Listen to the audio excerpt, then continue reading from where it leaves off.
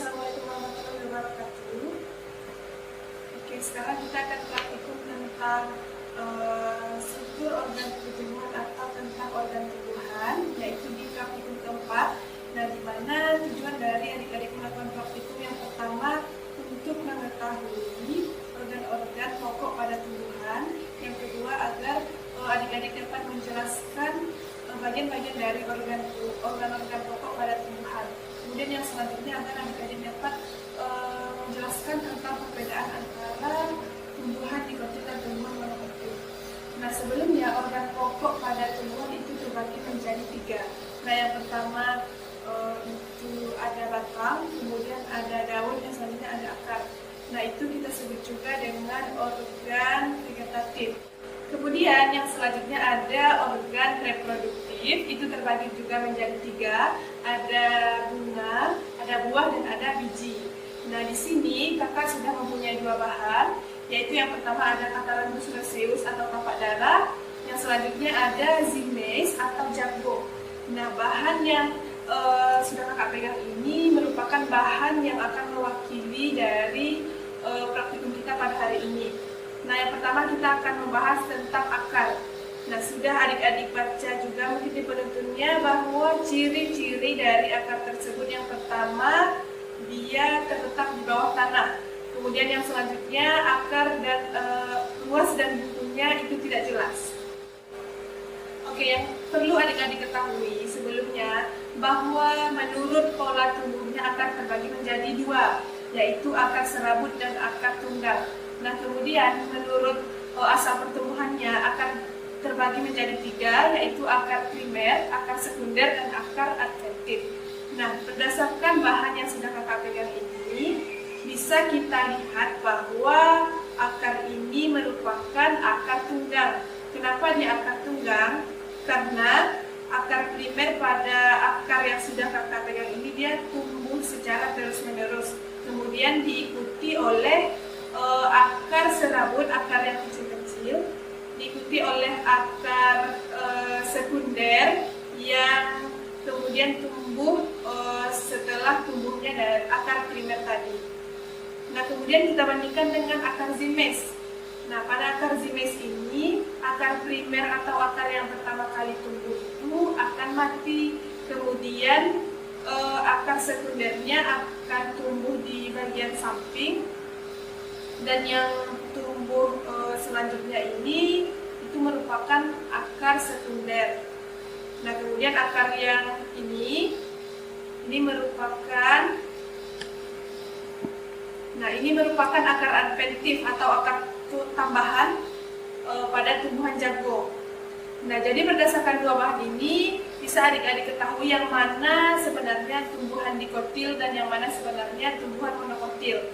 Nah, ini kita sebut tumbuhan monokotil disebabkan karena dari aspek akarnya kita ketahui bahwa akarnya merupakan akar serabut. Nah, sementara pada tumbuhan ini dia mempunyai akar tunggal sehingga kita sebut dengan tumbuhan dikotil. Nah, kemudian kita akan masuk ke dalam organ pokok yang kedua, yaitu batang. Nah, sebelumnya adik-adik harus mengetahui apa itu ciri-ciri dari batang. Yang pertama, ciri-ciri batang dia tumbuhnya di atas tanah, kemudian dia mempunyai ruas dan buku. Nah, untuk 2 bahan yang sudah kakak pegang ini, adik-adik bisa lihat pada zymase atau jagung ini tadi sudah kita kategorikan dia termasuk tumbuhan monokotil. Kemudian untuk tapak darah atau Catharandus roseus, adik-adik juga sudah tahu tadi bahwa sudah kita kategorikan ke dalam tumbuhan dikotil. Nah, untuk tumbuhan dikotil ini biasanya ruas dan bukunya itu bisa kita bedakan, bisa kita lihat dengan jelas. Nah, kemudian untuk tumbuhan dikotil biasanya itu begitu sulit untuk dibedakan. Nah, kemudian untuk perbedaan yang kedua, di mana biasanya pada tumbuhan dikotil dia mempunyai cabang, dan kemudian yang selanjutnya pada tumbuhan monokotil biasanya dia tidak mempunyai cabang. Nah, itu perbedaan antara batang pada tumbuhan dikotil dengan tumbuhan monokotil. Kemudian organ pokok yang selanjutnya yaitu daun. Nah, daun dia biasanya berwarna hijau karena warna hijau tersebut diperlukan untuk proses fotosintesisnya. Nah, bisa adik-adik lihat daun. Nah, daun yang lengkap itu mempunyai 3 bagian, yaitu yang pertama ada tangkai daun atau petiolus. Ini tangkai daun ya adik-adik namanya. Kemudian ada helai daun atau lamina. Ini helai daun namanya. Nah, kemudian yang ketiga itu namanya ada pelepah atau vagina. Pelepah atau vagina. Nah, yang perlu adik-adik ketahui bahwa bagian daun yang lengkap itu harus mempunyai 3 bagian yang sudah kakak jelaskan tadi. Nah, kalau pada bahan ini, pada Catharandus roseus, kita ketahui bahwa dia hanya memiliki 2 bagian daun saja, yaitu dia hanya mempunyai tangkai atau petiolus, kemudian dia hanya mempunyai lamina atau helai daun. Nah, dari penjelasan tersebut kita ketahui bahwa daun ini merupakan daun tidak lengkap. Nah, kemudian pada daun zimes ini kita ketahui bahwa dia hanya mempunyai pelepah atau vagina, kemudian dia juga hanya mempunyai helai daun atau lamina saja. Nah, dari penjelasan tadi juga kita ketahui bahwa daun ini merupakan daun tidak lengkap.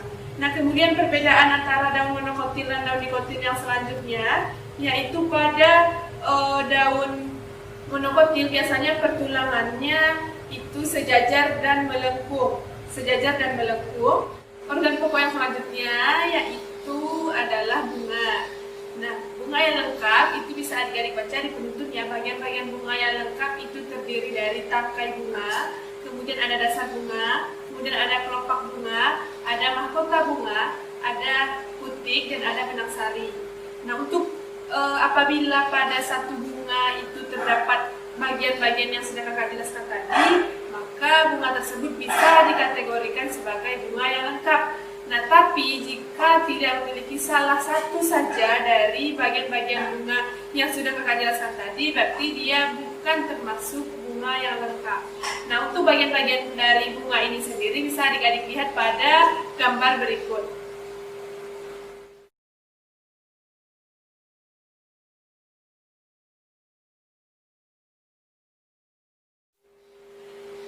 Nah, jika pada satu tangkai bunga terdapat satu kuntum bunga, itu kita sebut dengan bunga tunggal. Nah, sebaliknya jika pada satu tangkai bunga terdapat beberapa kuntum bunga, itu kita sebut dengan bunga majemuk. Nah, untuk yang selanjutnya perbedaan antara bunga tumbuhan dikotil dengan bunga pada tumbuhan monokotil, yaitu pada tumbuhan monokotil biasanya mahkotanya itu berjumlah kelipatan 3. Nah, kemudian pada tumbuhan dikotil biasanya mahkotanya berjumlah 2, 4, 5 atau kelipatannya. Kakak rasa cukup sekian praktikum kita pada hari ini. Terima kasih bagi yang sudah mengikuti. Selamat praktikum.